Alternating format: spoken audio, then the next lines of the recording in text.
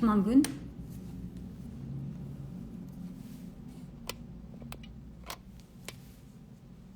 Саламатсыздарбы? Урматтуу интернет колдонуучулар, бул Улуттук банктын түз эфири. Биз бүгүн ушул акча бүткүл дүйнөлүк каражат топтоо күнүнө карата ушул тема туурасында сөз кылмакчыбыз. Негизи эле каражат топтоо бул мындай чеберчилик деп айтсак болот да, анткени баардык эле адамдардын колунан келе бербейт. Бул тууралуу кененирээк бүгүнкү эфирде сүйлөшмөкчүбүз. Сиздер менен мен Асель Акматалиева, Улуттук банктын коомчулук менен иш алып баруу бөлүмүнүн адиси болом.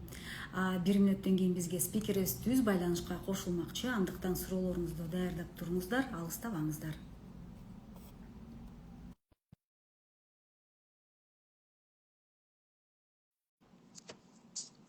Саламатсызбы? Алтындын баасы канча болуп атат? Негизи NBKR KG деген сайтка кирсеңиздер, ошол жакта ар бир граммдын алтындары жазылган. Таанышсаңыздар болот.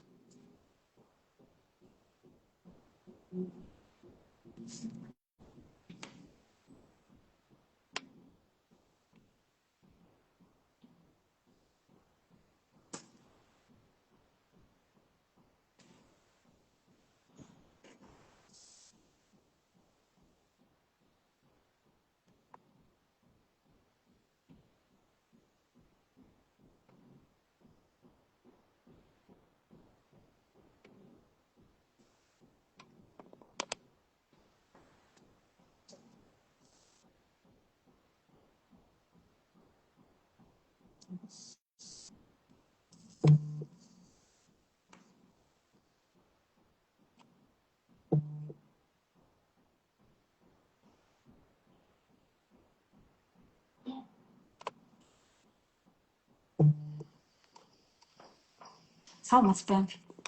Күн. Кош келдиңиз. Рахмат, саламатсыздар.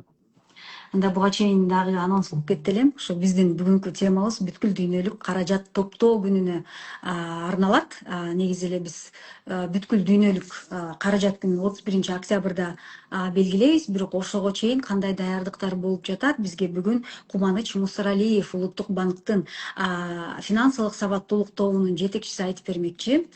Кош келдиңиз, Кубаныч мырза. Рахмат. Ошо биринчи суроо анда ошондой, негизи эле ушул дүйнөлүк каражат топтоо күнү эмнеге мынчалык маанилүү жана өзгөчө ушул өнүгүп келе жаткан өлкөлөр үчүн анын орду кандай ушу акча үнөмдөөнүн, акча топтоонун?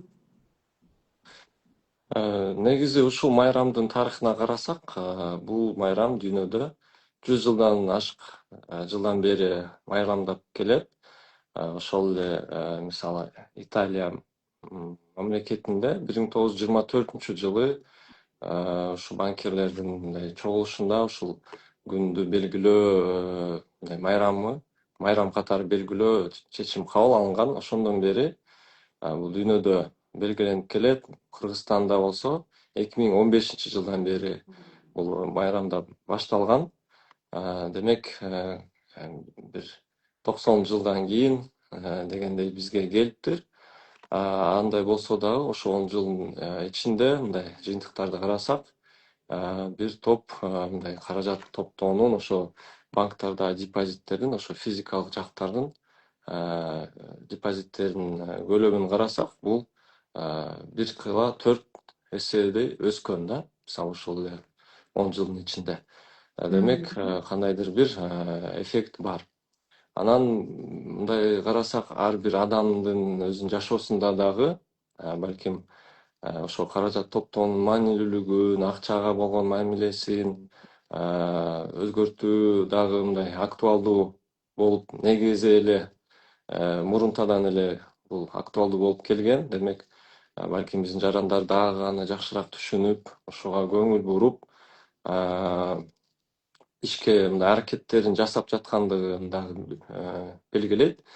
Жана ушул негизи ушул мындай майрамдын, ушул компаниянын, ушул күндүн максаты дагы ушул жарандарды, калкты ошондой баягындай каражат топтоо мамилесин, маданиятын калыптандыруу болуп эсептелинет да.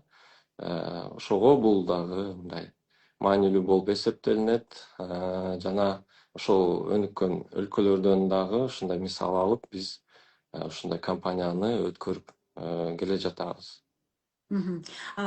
Эгер мындай салыштырылса, мындай маанисин белгилеп кетсечи, өнүгүп келе жаткан өлкөлөр үчүн. Мүмкүн өнүккөн өлкөлөрдө бул көп деле керек эместир, э? А өнүгүп келе жаткан өлкөлөрдүн жарандарына көбүрөөк мындай финансылык сабаттуулук керектир. Жок, бул жерде мындай белгилеп, дароо эле белгилеп кетким келет. Бул финанс сабаттуулук негизи жана ошол эле каражат топтоо бул кандай мамлекет болбосун керек болот да. Мгм. Балким өнүккөн мамлекет дейбизби, бирок ал жерде деле мисалы айлыктары көбүрөөк болгону менен ошончо Мгм. чыгашасы дагы көбүрөөк болот да. Ошол эле Мгм. АКШны алайлы, ал жакта кандайдыр бир страховкалары бар, жана башка төлөмдөрү бар. Мисалы ижарага батир алсаң дагы көбүрөөк төлөйсүң дегендей.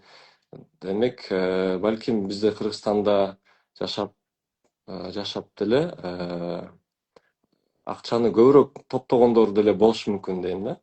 Мисалы Мгм. АКШга чалыштырганда. Бунун баары ошол финансылык сабаттуулуктан, ошо мамиледен дагы чыгат экен да. Мгм. Бирок албетте эми кандайдыр бир балким өнүккөн мамлекеттерде балким бир аз мындай стабилдүүлүк мындай орногондуктан балким буларга баягы пландоого оңойураак болот. Жана башка бир плюстар бар, бирок эч кандай бир гарантия жок да. Мисалы эле ошол эле Германия өлкөсүнөн, Япония өлкөсүнөн келген мындай студенттер менен бир жылдары сүйлөшүп калган элем. Алар деле айтат, биз окууну бүтөөрдө акыркы курстарда өзүбүз аракеттенип иш табышыбыз керек дейт. Эч ким мамлекет мисалы камсындап гарантиялап бербейт жумуш ордун. Кийин ошол эле кандайдыр бир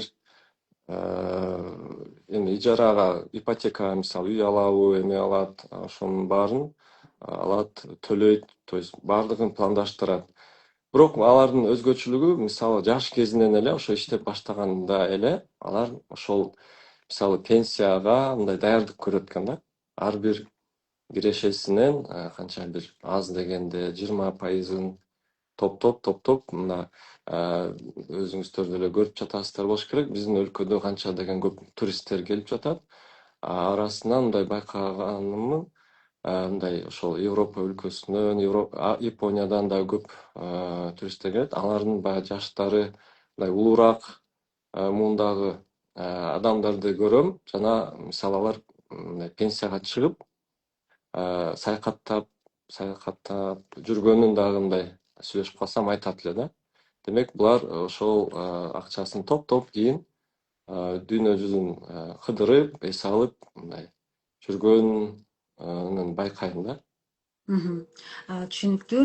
Абдымалик 1293 суроо жооп барбы дейт. Ооба, суроо жооп бар, бирок биз деген ошол бүткүл дүйнөлүк каражат топтоо күнүнө негизи эле каражат топтоо боюнча сурооңуздарды берсеңиздер болот. Негизи эле ушул каражат топтоо күнүнө карата айтып атабыз, 31 октябрда өткөрүлөт деп. Кандай даярдыктар көрүлүүдө? Негизи эле ушул күнгө Улуттук банк кандай мындай кандай десем, кандай маани берет? Биз жыл сайын албетте бул иш-чараны, компанияны биз жалгыз эле эмес, биздин өнөктөштөрүбүз бар. Ошол эле баягы финансылык уюмдары, коммерциялык банктар, микрофинанстык уюмдар, камсыздандыруу компаниялары, ошол эле мамлекеттик органдар, ошо билим берүү министрлиги, Мгм. ошонун баарыбыз чогуу биргеликте бул иш-чараны өткөрөбүз. Бул мындай традицияга айланган. Демек, ушул сентябрдын аягында биз ошо өнөктөштөр менен жолугуп, ушул пландарыбызды тактап алып, азыр ошол сунуштарды күтүп жатабыз. Кандай иш-чаралар өтөөрүн. Жана буюрса ушул 27 октябрдан 31 октябрына чейин бир жума мындай бул мындай финанс сабаттуулук жумалыгы катары да өтөт да. Бизде кээ бир Мгм. учурларда баягы бир эле күн эмес, дүйнөлүк каражат топтоо күнү гана эмес, бул мындай финанс сабаттуулук жумалыгы да катары өткөрүлөт да бизде. Эми сунуштар көп жакшы сунуштар түшкөн, ошол эле финансылык жарманкени өткөрүү бул дагы баягы 500 000 адамга чейин ар бир каалоочуга мындай эшик ачык болот. Ошондой келип, пайдалуу маалыматты алып, кийин ошол эле финансылык кызматтар боюнча дароо эле ошо жарманкеде жүрүп таанышса болот. Кененирээк кээ бирлер ошол эле банк картасын ачат, кандайдыр бир суроо, бардык суроолоруна консультация жооп ала алат да ошол жарманкенин жүрүшүндө. Демек ушундай чоң иш-чаралар дагы пландаштырылып жатат. Ошол эле учурда региондордо ушундай чоң иш-чараларды өткөрүү дагы талкууланды. Буюрса аны дагы биз карап, жылда ошол ошону планга киргизели деп ниеттенип жатабыз да, региондордо ушундай чоң иш-чаралар өткөрүүгө. Бирок негизги иш-чараларыбыз ошол эле жогорку окуу жайларда, мектептерде мындай лекция, сабактарды, тренингтерди өткөрүү, анан оффлайн, онлайн дагы мындай сынактарды, викториналарды өткөрүп, эми адамдарга мындай кызыктуу болуш үчүн ошондой форматта өтөт. Негизги темалар ошол финанс сабаттуулук, каражат топтоонун жолдору боюнча кеңештер, анан мисалы финансылык коопсуздук дагы маселелерине көңүл бурулат. Анткени адамдар акчаны бир жагынан топтоп, экинчи жагынан аны коргош дагы мындай керек болуп эме жатат. Ошондуктан ал маселелер дагы каралат. Сиз айтып кеттиңиз, бул акчаны, каражатты топтоо күнүн коммерциялык банктар менен кошо да биргеликте өткөрөбүз, алар да активдүү катышат. Ошо кандай роль ойнойт негизи эле коммерциялык банктар ушу калк арасында финансылык сабаттуулукту жайылтууда, анын ичинде ушу элдерди каражат топтоого үйрөтүүдө? Эми бизде мисалы коммерциялык банктардын кардарлары абдан көп, туурабы? Анан биз көптөгөн учурда аларга ошол финансылык кызматтарды пайдаланууда кайрылабыз. Ошол эле мисалы депозиттерди алсак, мисалы элибиздин көбүнчө баарыбыз эле мындай депозит мындай кармаганга шарт түзүлгөн, ушу коммерциялык банктар аркылуу. Жана буну мисалы коммерциялык банктар албетте ошо кардарларга түшүндүрөт, аларга мындай ошо кызматтарды жеткиликтүү кылышын камсыздап берет. Анан мындай эле маанилүүлүгү, мисалы адамдар кээ бир учурда акчаны үйдө эле кармабастан, ал мисалы коркунучтары бар, өзүнүн плюс минустары бар. Балким коммерциялык банктарга депозитке салып койсо, ал сактык жагынан дагы, кандайдыр бир инфляциянын терс таасиринен дагы сактоого мындай жардам берет. Жана мындай дагы бир артыкчылыгы дегенде, бул мисалы бизде мамлекетте аманаттарды коргоо системасы иштеп жатат, иштейт.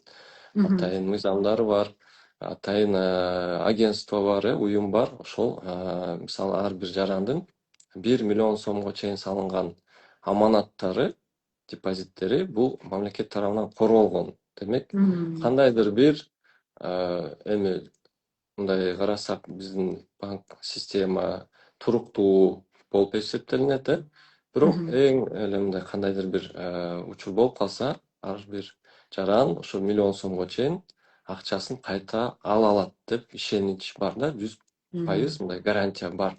Демек, бул инструмент эң эле мындай ишеничтүү, надежный болуп эсептелинет. Ошондуктан ошол коммерциялык банктарга мындай ишенимди мындай сомневаться этпей эле, мындай акчаны Күмөн керек болсо санабай. жөн эле, күмөн санабай, керек болсо мындай депозитке салгысы келбесе, ошол жактан эсеп ачып, ошол эсепке койсо болот, керек болсо кандай бир акча болуп калса аны толуктап турса болот. То есть ушул депозит аркылуу акча топтогонго мындай дагы оңойрок болот экен да. Кээ бир учурда 1000 сом, 5000 сом менен эле ачып туруп, кийин акчаны толуктап койсо болот. Мисалы депозитте турса, сиз кандайдыр бир мисалы колуңуз баягы кытышып акчаны коротуп салганга дагы мындай эме болот да. Мм. Жол мындай берилбей, анан Мм. акча көбүрөөк жакшыраак топтолот Мм. деген мааниде айтып атам. То есть мындай стимул болот, кандайдыр бир инструмент катары да колдонсо болот да бул. Ошо коммерциялык банктар менен иштешип, Мгм. ошол жол менен топтосо дагы жакшыраак болот. Бул ушул айтып кеттиңиз, бул каражат топтоо күнүн өткөрүү негизи мындай бир салт болуп калды, ошо канча жылдан бери өткөрүлүп келет жана ошолордун ичинен кайсы иш-чаралар чындыгында эле ошо элди каражат топтоого үйрөтөт да, жана буга чейин кайсы долбоорлор ушундай ишке ашып келди да ийгиликтүү? Негизи ушул мен айтып кеткендей, мисалы ушул дүйнөлүк каражат топтоо компаниясын биз Улуттук банк ушу 10 жылдан ашык мына Кыргызстанга келген. Анан анын ичинде көптөгөн ошо иш-чаралар өткөрүлөт. Бирок ушул мисалы эң эле мындай баардык өнөктөштөр чогулуп бир жерде мындай чоң залда өткөрүп келген ушу финансылык жарманкелер бул элге абдан кызыктуу болоорун да биз байкадык. Анткени ал жерде эң жакшы мындай спикерлер, эксперттер чакырылат.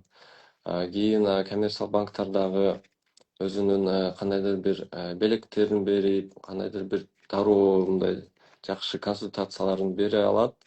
Анан ошо жарандарыбыз ошол жерден эле мисалы кандайдыр бир кызматтарды дагы колдонууга шарт түзүлөт да. Ошол эле кандайдыр бир карта ачылабы жана башка бир мындай жакшы мындай практикалык дагы нерселери бар.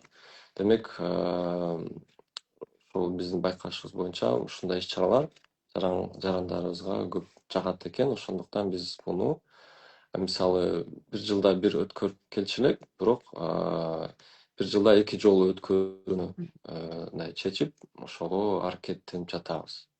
Мгм. Негизи эле ошол кеңеш берип кетсеңиз да, ошол бул тармакта кандай кандай адаттар ошо акча топтоо сапатын өөрчүтөт?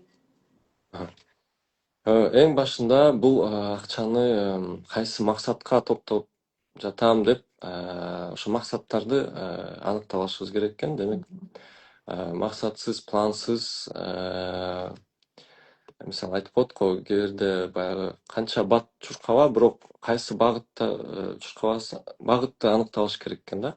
Мгм. Багыты жок эле чуркай берсең, мындай жөн эле чуркап жүргөндөй болосуң да. Демек, бул эмне үчүн топтоп атам, жана кайсы убакытта топтойм, жана ошол суммасын дагы аныкталса оңойрок болот экен да. Балким бир жараныбыз мен 1 миллион сом топтошум керек деп ойлошу мүмкүн. Мисалы канча бир 3 жылда, 5 жылда деп коелу. Демек, ал ай сайын канча сом топтоорун аныктай алат жана ошого жараша чыгымдарын пландаштырыш мүмкүн, оптималдаштыра алат, кандайдыр бир бюджет жүргүзөт. Демек, ошол планды түзүп алып, ошого жараша аракет кылса, бул ошол максатка жетүүгө кадамдарды таштап, демек, максатка мындай бир жетет деген ишенич бар да. Мгм. Ошондуктан бул каражат топтоо жана ошол акчаны кийин мисалы ошол эле финансылык коопсуздук жагынан карасак, ага пайдасын алып келет. Балким аны кайра чакан бир бизнес ачуугабы же инвестиция кылып пассивдүү киреше алганга жумуш болот. Демек, ага мындай кандайдыр бир финансылык эркиндик дагы берилет. Бул мындай бүт жагынан алганда позитивдүү гана мындай өзгөрүүлөрдү алып келет да. Мгм. Демек бул Негизги максат. проблема көбүнчө дисциплинада болуш керек, мисалы биринчи Ооба, экинчи ай биз жазайбыз, ошону топтойбуз, анан убакыт өткөндөн кийин унутуп калабыз же болбосо шартыбыз мындай шылтоолор башталат да. ооба. Мгм. Анан мисалы мындай бир аз балким катачылык катары мындай көрсөк болот.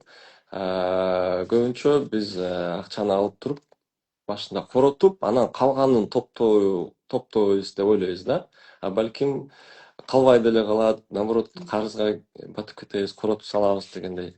Мындай жакшыраак жолу бул дароо эле канча бир 20% топтогонго арнап туруп, калган акчасына жашап жеткиргенге аракет кылсаң, ошо антип деле жашасаң болот экен да. Бирок биякта мындай сөзсүз топтоло турган бир то есть жакшыраак топтоло турган бир жол ушул экен да. То есть сиз дароо эле топтогонго арнап койсоңуз, демек сиз калган акчаны жеткиресиз да. Ошо Мгм. мисалы бир айга дегендейчи. Мгм. Бирок Демек эффект коюлган эме болот. максатка артыкчылык бериш керек сиз Ооба, ошол жакка төлөш керек, анан калганын жеткириш керек. ооба. Түшүнүктүү, жакшы ой экен. Анда Кубаныч мырза, акыркы суроо, негизи эле сарамжалдуу мамиле акчага гана кылыш керекпи же мисалы башка дагы материалдык дүнүйөгө дагы жасаса болобу? Албетте негизи ушул каражат топтоо күнү деп айтабыз го, бирок ошол эле мисалы электроэнергияны үнөмдөө, мындай карасаңыз, бир четинен акча маселесине дагы тиешелүү, бирок экология, кандайдыр бир ошо энергетика тармагына да тиешелүү болот, э. Анан мисалы ошол эле ден соолукту алайлы. Сиз ооруп калганда дары аласыз, кайра эле чыгымдар. А бирок сиз балким акча, то есть ден соолугуңузду жакшыраак карап, мисалы эртең менен чуркап же кандайдыр бир упражнениялар жасасаңыз, то есть сиз ден соолугуңуз да бекем болот, акча каражат да азыраак кетет дегендей, дары дармеккечи. То есть ал жагынан да караганда адам мисалы ден соолугун ойлоно баштайт, экология маселелерин ойлоно баштайт. То есть бул негизи финанс сабаттуулук жана бул мындай көп тармактуу багыттагы тема. Демек бул акчага гана мамиле эмес, ошол эле айлана чөйрө өзүңө, ден соолугуңа дагы башка мындай көз караштарды, жаңы көз караштарды алып келет. Ошол эле учурда адам автоунаа айдаштан баш тартып, балким велосипедке отуруп, пробканы дагы азайтып, ден соолугуна дагы көбүрөөк пайдалуу, экологияга да пайдалуу алып келе алат да. То есть бул жакта мындай Комплекстүү. адам өзүнүн мындай башка жактарынан да өзгөртө алат. Мгм. Демек, Өзгөртө алат акчага баары нерсени. сарамжалдуу кылган адам эгер ошону үйрөнсө, өзүнө дагы, экологияга дагы, Ооба. тегерегине, бүт жагына, буюмдарына дагы Ооба. сарамжалдуу мамиле жасай алат экен. Рахмат сизге, Кубаныч мырза, кызыктуу маегиңиз үчүн. Анан бизден расмий тилде дагы биздин түз эфирибиз бар. Анда ошол расмий тилде улансак, урматтуу биздин колдонуучулар, эгер сиздерде суроо болсо, узата бериңиз. Биз кайсы тилде берсеңиз, ошол тилде жооп бергенге аракет кылабыз. Здравствуйте, уважаемые наши подписчики. Мы продолжаем наш прямой эфир на официальном языке. И с нами сегодня Кубаныч Мусаралиев, руководитель группы финансовой грамотности Национального банка. Здравствуйте, Кубаныч Иранбекович. Добрый день, Асей. И у нас первый вопрос. 31 октября празднуется, был учрежден Всемирный день сбережения денег. Почему эта дата так важна и какую роль он играет именно для граждан стран, развивающихся стран? Мгм. Ну, если взять историю этого праздника, да, то этому празднику еще более 100 лет. То есть в 1924 году в городе Милан, да, в Италии, зародился этот праздник на конгрессе банкиров. То есть они этот день провозгласили как, ну, чтобы он отмечался каждый год, как Всемирный день сбережений. Основная была в том, чтобы люди больше уделяли внимание да, вопросам сбережения, то есть формировали культуру сбережений. Это, конечно же, актуально, конечно, не только в развитых странах, да, но и в развивающихся. Ну, в целом, сбережения, они нужны в любой стране, да, у любого человека.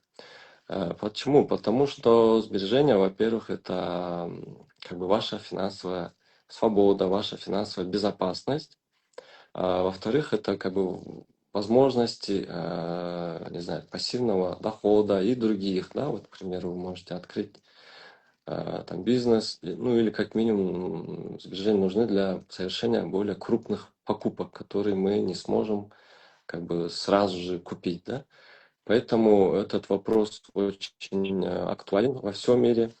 Ну, в развивающихся странах, конечно, учитывая, что бывает кое-какие нестабильности, наверное, больше, да, нестабильностей, поэтому они как-никак нужны для вот именно преодоления таких каких-то небольших нестабильных ситуаций, да, они всегда будут вас спасать. Ну, вот не зря мы говорим, что у каждого человека должна быть финансовая подушка, да, безопасности. То есть какие-то, если будут непредвиденные обстоятельства, небольшие трудности, то через ну, использование этих средств вы можете легче выйти из этих ситуаций и дальше продолжить свою деятельность. Поэтому вот эта как бы миссия, да, Всемирного дня сбережений, она как бы во всем мире тоже поддерживается. И в нашей стране уже вот более 10 лет, как мы под руководством Национального банка, под координаторством проводятся у нас мероприятия при участии всех наших партнеров, госорганов, коммерческие банки, финансовые компании, страховые организации. То есть все мы вот, ну, как бы стараемся эту культуру сбережений прививать в нашей стране. Мгм. А какие вообще мероприятия планируется провести вот в предстоящий день сбережений и какое внимание для проведения этих мероприятий уделяет Национальный банк? У нас, кстати, по традиции, хотел отметить, что это как бы не только один день, да, а у нас целая как бы неделя финансовой грамотности, когда все наши партнеры, мы сами тоже проводим различные семинары, тренинги, уроки, лекции, конкурсы онлайн и оффлайн, да, викторины. У нас часто проводятся олимпиады по финансовой грамотности, различные конкурсы видеоуроков и другие, да. А у нас как бы еще сложилась такой традиция проведения финансовой ярмарки, когда все мы ну, в одном как бы большом помещении, приглашаем всех желающих, там и до 1000 людей собирается, где мы приглашаем самых там, хороших спикеров, и потом после прослушивания полезной информации участники ярмарки могут уже задавать вопросы непосредственно финансовые организации, получать у них консультации. Кроме того, можно даже там же воспользоваться какими-то финансовыми услугами, их продуктами. И, конечно же, различные бывают подарки, призы. То есть это такой настоящий праздник для всех. И это мероприятие такое, насколько мы заметили, популярно, да, среди Мгм. населения. Поэтому мы вот стараемся его. Раньше мы проводили один раз в год, теперь уже мы с партнерами стараемся проводить его 2 раза в год. В целом, вот мероприятия у нас такие информационно-образовательные мероприятия будут проводиться. Мгм. Какую роль играют коммерческие банки в проведении, ну, распространении финансовой грамотности? И если вот четко взять, что умению вот экономить деньги, их беречь, да? Мгм.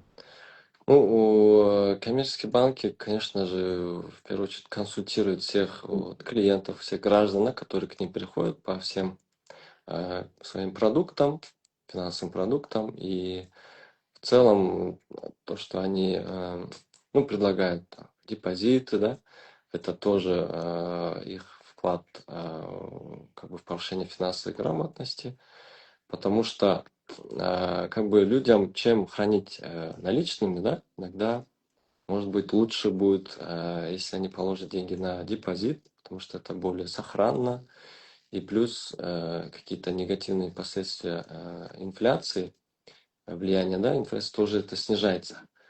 Помимо этого есть у нас система защиты депозитов, то есть до 1 миллиона сомов депозиты физических граждан, лиц застрахованы, то есть они гарантированы государством, поэтому депозит является таким надежным инструментом. И, конечно же, коммерческие банки информируют, да, об этом граждан, как бы консультируют их, объясняют, что это за продукты, то есть тем самым как бы информирует население, повышает их финансовые знания об этих продуктах, о способах как бы сбережения, да, и вот тем самым вносят вклад в повышение финансовой грамотности.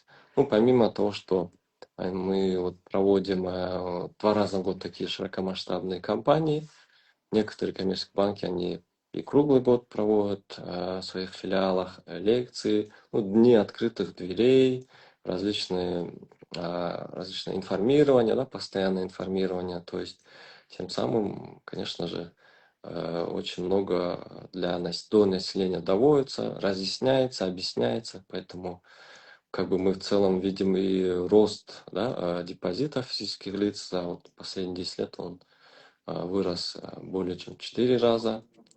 То есть вот эффект тоже наблюдается.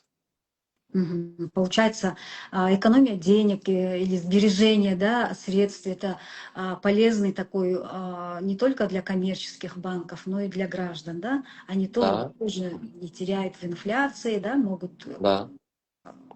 Депозит, ну, сделать. он, да, тем и удобен, что и как бы его можно открыть там с минимальной суммой, там можно и с 1000 сомов начать, да, потом можно его пополнять, когда у вас будут средства. А Мгм. если вы как бы можете рассчитать так, чтобы положить деньги и, наоборот, получать, скажем так, пассивный доход, да, ежемесячно вы можете, наоборот, деньги снимать и их использовать, а основная сумма будет у вас стоять.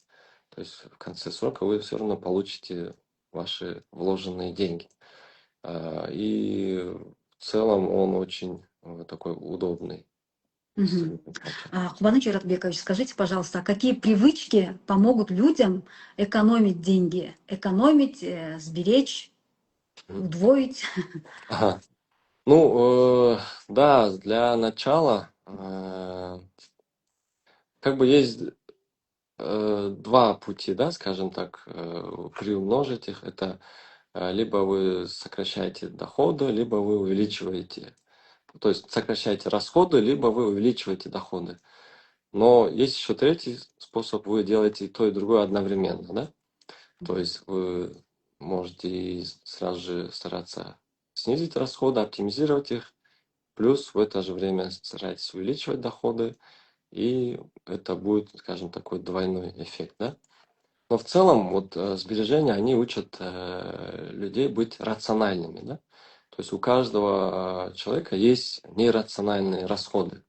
Вот даже вот нас с вами взять, вот когда вот, к примеру, голодные, да, заходите в магазин, вы набираете много чего, потом вы немножко, если покушаете, вы уже сыты, а остальное, к примеру, уже лишнее, да? И иногда она портится. Вот часто привожу пример, вот холодильник, если вы откроете, то там вы однозначно найдете какие-то испорченные, просроченные, да, Да, продукты. бывает То есть такое.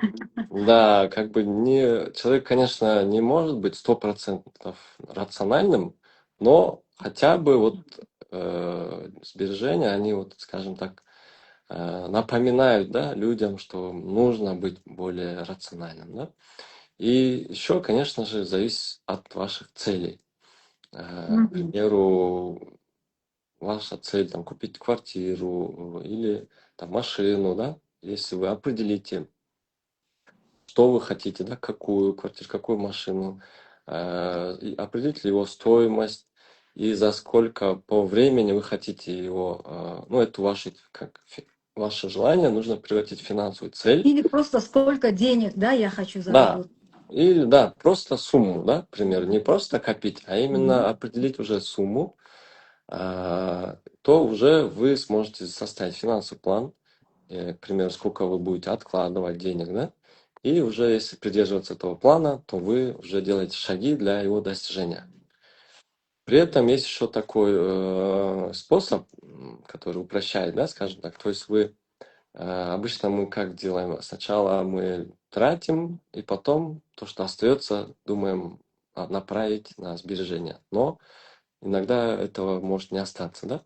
А если мы сразу же определяем какую-то сумму, да, какую-то часть на сбережения, и на остальное как бы стараемся прожить их, то мы и сможем так тоже прожить их. Мы так можем спланировать, что этого хватит.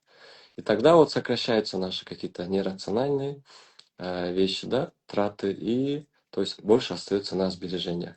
А это, повторюсь, это ваша же и безопасность, и свобода, и как бы ваш как бы источник пассивного дохода, то есть ваши какие-то новые возможности. Да? Мгм. Очень полезные знания. И у меня к вам последний вопрос. Бережно относиться нужно только к деньгам или ко всему материальному благу, да? Вот как такую привычку, да, выработать? Ага. Да, вообще в целом можно сказать, что финансовая грамотность, она не только о деньгах, да, это больше действительно такого многостороннее, да, имеет многонаправленность, многие направления имеют. То же самое экология, здоровье, да, скажем так. К примеру, иногда, ну, когда вы болеете, конечно, вы уже несете расходы на лекарства, да, и другие вещи, чтобы вылечиться. Но, к примеру, можно больше, ну, те же деньги, или можно даже бесплатно, да, утром встать, пробежаться, то есть больше уделить внимание, к примеру, пешком походить, то есть тем самым ты больше уделяешь. С одной стороны, ты экономишь, да, скажем так, но и плюс и здоровье, для здоровья плюс, да. Тот же человек может вместо машины сесть на велосипед. То есть это как бы он и одновременно и транспорт, плюс зарядка, да, для тела. Тем самым он, то есть и вопросам здоровья, да, человек начинает уделять, то есть переосмысливает это. А, Те же ресурсы, да, можно сказать, к примеру, вот мы с коллегами в прошлом году делали такой челлендж, когда мы уходили на обед, да, к примеру, мы выключали свет. Да, помните же, мы все вот, в Да. принципе, за час обеда, к примеру, это тоже, я думаю, какой-то, да, вклад. Ну ладно, мы, если вот человек 10 так делали, а если это взять в масштабе страны, да, к примеру, это будет очень большой эффект, да, я думаю, иметь. Экономия, Экономию электроэнергии, да, да? электроэнергии, что тоже актуально, да, для нас. То есть человек может вот такие вещи уже тоже стараться делать, тем самым принося или внося свой вклад в общество, да, то есть позитивный свой вклад. Поэтому, к примеру, он может там бросить курить, да, это тоже, конечно же, где-то и по бюджету будет экономия, и для здоровья плюс. То есть он уже вот, то есть нужно бережно относиться как бы не только к деньгам, но и э, другим, да, вещам нематериальным, которые иногда, может быть, даже и дороже, да, скажем, то есть иногда здоровье это не знаю, какие деньги, да, нельзя купить. То есть и будешь ценить, больше беречь здоровье. То есть Мгм. вот человек через, скажем, даже финансовую грамотность будет вот какие-то вот переосмысления э, делать и новые какие-то пути искать. Мгм. Спасибо вам большое. У нас есть вопрос. Майбах 555. У вас есть ценные бумаги, привязанные к золоту? Кубана Чаракбекович, вы знаете? А, Насколько я знаю, нет, но потому что наши ценные бумаги, они как бы привязаны к сумме, ну, то есть через Мгм. продаются, Не к золоту, да? да, Мгм. суммы. Ага. Бека, у вас там непонятно, как покупать слитки через Мбанк. Вроде недавно запустили эту услугу. Ну, насколько я знаю, я узнавала в кассе, а, онлайн пока продажи нету, так как цена на золото постоянно меняется, ну, по последним данным. Ну, можно это, так как это услуга, скорее всего, Мгм. сторонней организации, можно, наверное, у них уточнить нужно. УМ-банк, например, да? Мгм. Мгм. Хорошо. Спасибо вам большое. Мы тогда завершаем эфир. Мы уже прям вышли с нашего вот времени. У нас уже лишнее, да, время уходит. Мы вас благодарим. Мы обязательно сохраним это видео. Обязательно делитесь, лайкайте. И если у вас будут вопросы, пишите. Мы постараемся ответить на них.